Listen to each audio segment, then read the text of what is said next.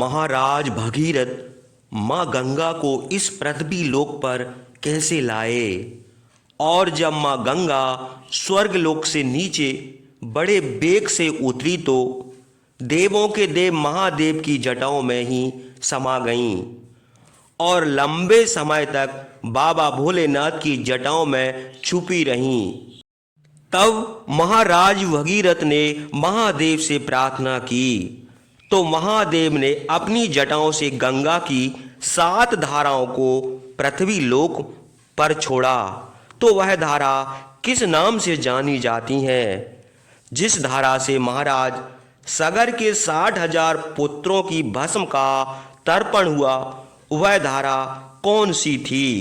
माँ गंगा के पृथ्वी लोक पर आने के रहस्य को जानने के लिए वीडियो को अंत तक पूरा जरूर देखिए। महाराज सगर का स्वर्गवास होने पर प्रजा ने धर्मात्मा अंशुमान को राजा बनाया। अंशुमान के पुत्र दिलीप हुए। अंशुमान ने अपने पुत्र को राज देकर हिमालय के रमणीय शिखर पर जाकर 32,000 वर्ष घोर तपस्या करके शरीर त्याग दिया। महाराज दिलीप को अपने पितामह की मृत्यु का समाचार सुनकर बड़ा दुख हुआ, किंतु वे अपना कर्तव्य निश्चित न कर सके। गंगा इस लोक में कैसे आवेगी?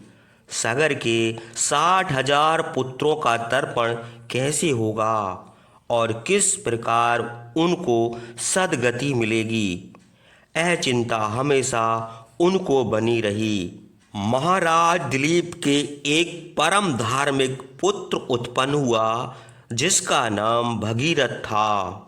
महातेजस्वी दिलीप ने 30,000 वर्ष राज किया और अनेक यज्ञ किए, किंतु वे सगर के 60,000 पुत्रों के उद्धार का कोई उपाय निश्चित न कर सके और इसी चिंता के कारण रोगी हो गए। अंत में भगीरथ को राज देकर अपने कर्मों के प्रभाव से स्वर्ग लोक को गए। धर्मात्मा भगीरथ के कोई संतान न थी। उन्होंने अपने मंत्रियों को राज का भार सौंपकर गोकर्ण नामक स्थान में गंगा को लाने के लिए बहुत दिनों तक तपस्या की।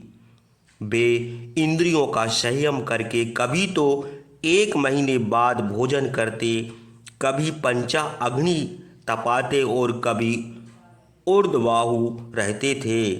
इस प्रकार 1000 वर्ष तपस्या करने पर प्रजापति भगवान ब्रह्मा बहुत प्रसन्न हुए। ब्रह्मा देवताओं के साथ वहां आए और तपस्या करते हुए महात्मा भगीरथ से बोले, महाराज भगीरथ, मैं तुम्हारी तपस्या से बहुत प्रसन्न हुआ, तुम मुझसे वर मांगो। भगीरथ ने हाथ जोड़कर कहा, भगवान, यदि आप मुझ पर प्रसन्न हैं और यदि मेरी तपस्या का कुछ फल है तो मुझे यह वर दीजिए कि मैं सगर के 60,000 पुत्रों को जल दे सकूं। जब उनके शरीर की भस्म गंगा की धार से मिल जाएगी तब वे स्वर्गलोक को जाएंगे। इनके सिवा एक और मेरी प्रार्थना है कि इक्ष्वाकु वंश का नाश न हो। यतएव आप मुझे एक पुत्र दीजिए। भगीरथ की यह प्रार्थना सुनकर लोक पितामह ब्रह्मा ने मधुर शब्दों में कहा, भगीरथ, तुम्हारा मनोरथ पूर्ण होगा, तुम्हारा कल्याण हो। हिमालय की ज्येष्ठ कन्या गंगा पृथ्वी में उतरेगी। यद्यप उनका वेग संभालने के लिए तुम महादेव को प्रसन्न करो। हे राजन, गंगा के गिरने पर पृथ्वी उनका वेग नहीं सह सकेगी। भगवान शंकर के सिवा दूसरा कोई उनका वेग नहीं धारण कर सकता। राजा भगीरथ से यह कहकर प्रजापति ब्रह्म देवताओं के साथ स्वर्ग को चले गए। ब्रह्मा के चले जाने पर महाराज भगीरथ ने पैर के अंगूठे पर खड़े रहकर 1 वर्ष तक भगवान शंकर की आराधना की। 1 वर्ष पूरा होने पर सब लोगों के पूज्य उमापति शंकर ने प्रसन्न होकर कहा, हे पुरुष श्रेष्ठ, मैं तुमसे बहुत प्रसन्न हूँ। मैं तुम्हारा प्रिय करने के लिए अपने सिर पर गंगा को धारण करूंगा। तब हिमालय की कन्या गंगा बहुत बड़ा रूप धारण करके बड़े वेग से शंकर के सिर पर गिरी। गिरते समय उन्होंने सोचा कि मैं शंकर को लेकर पाताल में धंस जाऊंगी। गंगा का यह अभिमान जानकर भगवान शंकर को बड़ा क्रोध आया। उन्होंने अपनी जटाओं में ही उनको छुपा लेने का निश्चय किया। हिमालय के समान भारी शिव के मस्तक पर गिरी और बहुत उद्योग करने पर भी पृथ्वी पर न आ सकी। वे बहुत वर्षों तक जटाओं में घूमती रहीं, किसी तरह बाहर न निकल सकी। हे रघुनंदन, यह हाल देखकर राजा भगीरथ फिर तपस्या करने लगे।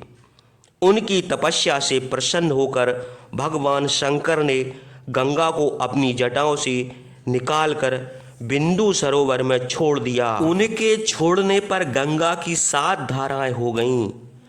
हृदनी, पावना और नलिनी नाम की 3 धाराएं पूर्व की ओर बहीं।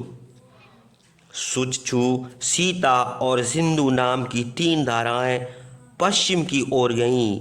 7वीं धारा राजा भगीरथ के साथ चली। महाराज भगीरथ दिव्य रथ पर सवार होकर आगे आगे चले और गंगा की धारा उनके पीछे चली। इस प्रकार गंगा पहले तो भगवान शंकर की जटाओं में गिरी और वहीं से निकलकर पृथ्वी पर आई। उनकी धारा घोर शब्द करती हुई चली। धारा में उछलते हुए मछली, कछुए आदि जल जीवों से पृथ्वी शोभित हो गई। देव, ऋषि, गंधर्व, यक्ष और सिद्धगण यह दृश्य देखने लगे। गंगा का प्रवाह कहीं तो बड़े वेग से, कहीं टेढ़ा, कहीं बड़े फैलाव से, कहीं नीचा, कहीं ऊंचा और कहीं धीरे धीरे टकराता हुआ बहने लगा। किसी स्थान पर जल का प्रवाह ऊंचे चढ़कर नीचे गिरने लगा। भगवान शंकर के सिर से गिरा हुआ सब पापों का नाश करने वाला गंगा का निर्मल प्रवाह पृथ्वी पर शोभित होने लगा। गंधर्व, देव, ऋषि और पृथ्वी के निवासी महादेव की जटाओं से गिरे हुए उस पवित्र जल का स्पर्श करने लगे। शाप के कारण जो लोग आकाश से पृथ्वी पर गिरे थे, वे उस पवित्र जल में स्नान करके निष्पाप हो गए। आकाश मार्ग से अपने अपने लोकों को चले गए। गंगा जी का दर्शन और उनके जल में स्नान करके सब लोग प्रसन्न हुए और निष्पाप हो गए। दिव्य रथ पर सवार महाराज भगीरथ आगे आगे जा रहे थे और गंगा उनके पीछे पीछे जा रही थीं। उनके पीछे देवता, दानव, राक्षस, गंधर्व, यक्ष, किन्नर, अप्सराएं, सर्प और जलचर जीव जा रहे थे। जिधर महाराज भागीरथ जाते उसी मार्ग से सब पापों को नाश करने वाली यशुनी गंगा की धारा बहती थी। इस प्रकार चलते चलते गंगा जिन्हों मुनि के यज्ञ स्थल में पहुंची। गंगा की धारा में महर्षि का यज्ञ स्थल डूब गया। गंगा का यह गर्व देखकर जिन्हों को बड़ा क्रोध आया। उन्होंने गंगा का सब जल पी लिया। यह देखकर देवता, गंधर्व और ऋषियों को बड़ा आश्चर्य हुआ। ऋषियों ने जिन्हू मुनि की स्तुति करके उनसे कहा कि गंगा आपकी कन्या कहावेगी, आप इन्हें छोड़ दीजिए। तब महातेजस्वी जिन्हू ने प्रसन्न होकर अपने कानों के रास्ते गंगा को निकाल दिया। उसी समय से गंगा जिन्हू की कन्या जाह्नवी कहलाई। उसके बाद वे फिर भागीरथ के पीछे चलकर समुद्र में जा मिली और वहां से भागीरथ का कार्य सिद्ध करने के लिए रसातल को चली गईं। राजा भगीरथ सागर के 60,000 पुत्रों का उद्धार करने के लिए बड़े यत्न से गंगा जी को उस स्थान पर ले गए जहाँ वे भस्म हुए थे। अपने पूर्वजों के शरीर की भस्म देखकर महाराज भगीरथ बड़े दुखित हुए। हे रघुनंदन, गंगा के प्रवाह से उस भस्म के डूब जाते ही सगर के 60,000 पुत्र निष्पाप होकर स्वर्ग लोक को चले गए।